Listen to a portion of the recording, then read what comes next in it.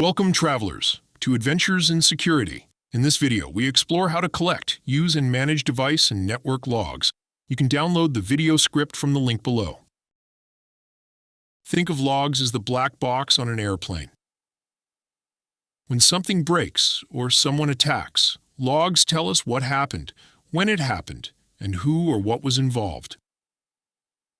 Log analysis is the process of examining those records to spot issues, prove compliance, and detect threats. SIEM helps by centralizing logs, normalizing them, and correlating events across systems. SOAR takes it further by automating response steps, like enriching alerts, opening tickets, isolating endpoints, or disabling accounts. Our objective today is simple. Build a logging approach that keeps a clear picture of our network, available at all times in a SIEM/SOAR portal. Log analysis is not just reading lines of text. It's interpreting events to understand behavior over time. Sometimes we're troubleshooting, like why a server is slow. Other times we're hunting threats, like who logged in as admin at 2 a.m. We use methods like keyword search, filters, time window comparisons, and baselining normal behavior. Then we translate the results into actions. Fix a broken service, block an IP, reset a compromised account, or preserve evidence for an investigation. The best log analysis produces decisions, not just data. What's happening, how bad it is, and what to do next. Here's the key idea. You can't protect what you can't see. Logs give you the earliest signs of compromise, failed logins, new services, privilege changes, suspicious process creation. Operationally, logs also shrink troubleshooting time because they show errors, dependencies, and performance warnings. From a governance standpoint, logs provide audit trails, especially for privileged activity, so you can demonstrate control and accountability. And in incident response, logs are the difference between guessing and knowing. If a system is breached, logs let us reconstruct a timeline, initial access, lateral movement, persistence, and cleanup attempts. Let's map the full life cycle. First, systems generate logs, operating systems, firewalls, cloud services, applications. Next, we collect those logs reliably and securely, usually via agents, forwarders, syslog, or APIs. Then we normalize them so fields like user, host, IP, and event type are consistent. Aggregation means central storage in the SIEM, and correlation means connecting related events across sources. We produce alerts, run investigations, and keep logs long enough for forensic needs and compliance. The final step is improvement. We tune log settings, fix gaps, and refine detection rules based on what we learn. Logging starts at the source. If you don't enable the right auditing, your SIEM will be blind. The trick is choosing high-value categories: authentication, privilege use, process execution, and configuration changes without drowning in noise. Also, time accuracy is non-negotiable. If hosts aren't synced with NTP, your event timelines won't line up, and correlation will break. Standard naming conventions help too: consistent host names, domain identifiers, and environment, tags like prod or dev. Finally, add context: asset criticality, system owner, location, and role. Context turns a raw alert into a prioritized incident. Collection is about reliability. Logs are only useful if they arrive consistently and intact. In Windows environments, Windows Event Forwarding is a common way to centralize security logs without installing heavy agents everywhere, though agents can add features like buffering and compression. For network devices, syslog is typical, and for cloud services, we often use APIs or native connectors. Always secure transport with TLS and lockdown permissions, so collectors can't modify source systems. Plan for outages. Collectors should buffer and retry so you don't lose events during network disruptions. Finally, monitor the pipeline. If a domain controller stops sending logs, that's an incident by itself. Aggregation is where the SIEM earns its keep. Instead of searching 10 systems, you search one, but centralization alone isn't enough. You need normalization so src_IP and source address become the same concept. Then we enrich logs with context, GeoIP, known bad IP lists, asset inventories, user directories, and vulnerability data. Tagging also matters. If you label systems by network zone, like DMZ, internal, OT, or cloud, you can write smarter detection rules. The end result is faster queries, better dashboards, and alerts that already include the information an analyst needs to decide what to do.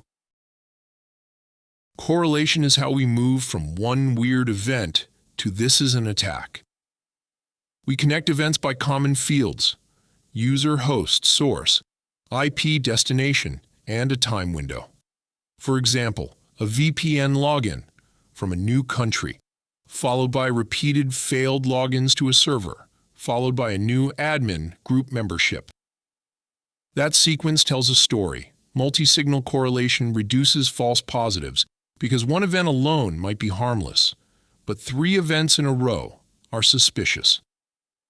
If you use a framework like MITRE ATT&CK, correlation becomes easier to categorize: initial access, privilege escalation, lateral movement, and persistence.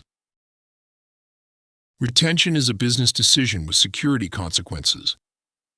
Investigations often require looking back weeks or months, especially for slow-moving attackers, so short retention can make incidents unsolvable. Compliance may require specific timeframes as well.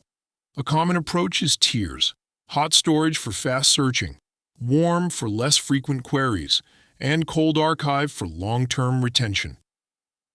Also protect log integrity, restrict who can access or delete logs, and consider immutable storage or write-once options where appropriate. Finally, write the policy down: what you keep, how long you keep it, and how you dispose of it. Good retention makes investigations possible and audits survivable. If you want a consistently clear picture in SIEM/SOAR, prioritize logs that answer 4 questions. Who did something? What did they do? Where did it happen? And how did they get there? That means identity logs from AD or Azure, AD, MFA, and privilege access systems, and endpoint telemetry from EDR and operating systems. On the network side, firewalls, VPN, DNS, and proxies are essential, DNS especially, because it reveals command and control patterns. Add DHCP to tie IP addresses back to devices, and email logs to detect phishing and account takeover. For cloud and SaaS, ingest audit logs, IAM events, and admin actions. Finally, ingest alerts from your security stack, IDS/IPS, vulnerability scanning, and DLP, so correlation has more signal. Let's get practical. In Windows, the security log is your primary audit trail for authentication and account activity. You'll typically view it in Event Viewer, but in enterprise environments, you'll analyze it in the SIEM. Start by knowing a few key event IDs. 4624 means a successful logon. 4625 is a failed logon. 4672 indicates special privileges were assigned, often a sign of admin-level activity. 4688 tracks process creation when auditing is enabled. Account lifecycle events include 4720 for new accounts and 4726 for deletions. Group membership changes, like adding a user to admins, show up as 4728, 4732, or 4756 depending on the group scope. And 1102 is critical. It indicates the audit log was cleared. Here's a classic anomaly workflow. First, filter the security log for 4625 in a 10 to 30 minute window. If you see a single source IP failing, against many different usernames, that's a password spray pattern. If you see one username getting hit from many IPs, that may be credential stuffing. Next, pivot to 4624 to see whether any of those attempts eventually succeeded, especially from the same source. Pay attention to logon type. Type 3 often indicates network logons, and Type 10 can suggest remote desktop. Also check timestamps. Bursts at odd hours can be suspicious. In a SIEM, enrich the source, IP, with GeoIP and known bad intelligence, and correlate with VPN or firewall logs to confirm where the traffic originated. Privilege escalation often shows up as a combination of identity and activity logs. Start with 4672. It tells you a logon receives special privileges, often meaning admin-level access. Then look for group membership changes, like 4728, 4732, or 4756, which can indicate someone was added to an admin group. A big red flag is 4719, meaning audit policy was changed. Attackers sometimes weaken auditing to hide. Next, look for 4,688 events that launch suspicious tools, like command shells, scripting engines, or account management utilities, right after privilege events. In practice, you'll correlate these with endpoint telemetry and persistence indicators like new services or scheduled tasks. The investigative mindset is, did privileges increase, and did behavior change immediately after? Lateral movement looks like a user account traveling across systems.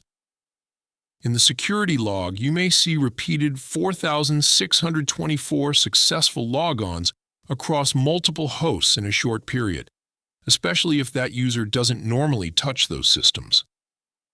If your environment captures it, 4648 can show explicit credential use, which may support a credential theft hypothesis. Persistence often appears as new services or scheduled tasks. These events may live in other Windows logs or endpoint telemetry, so correlation is important. Finally, watch for 1102. Clearing the security log is rare in normal operations and is often an attacker cleanup step. Your best defense is cross-validation. Even if one host is wiped, domain controller logs, firewall traffic, and DNS history can still tell the story. Now we operationalize. In the SIEM, build dashboards that answer daily questions. Are logons normal? Any unusual admin activity? Any spikes in DNS to suspicious domains? For alerts, prefer correlation rules that require multiple signals, like failed logons plus a later success plus a privileged action. Then let SOAR handle the repetitive steps.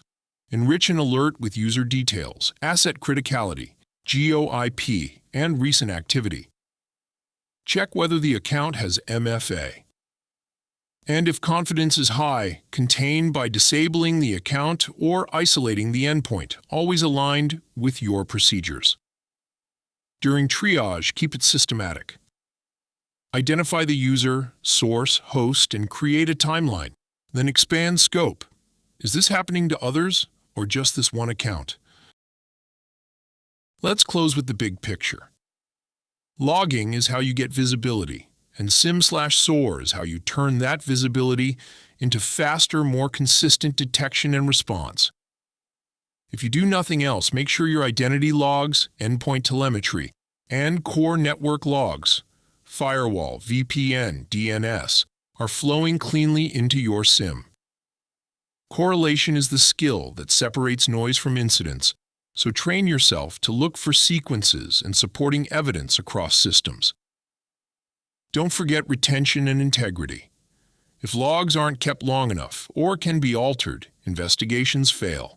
And finally, practice.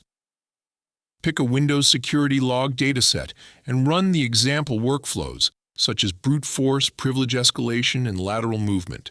Repetition turns log analysis from intimidating to routine. That's it for this video. If you learned anything, please remember to give us a thumbs up and subscribe.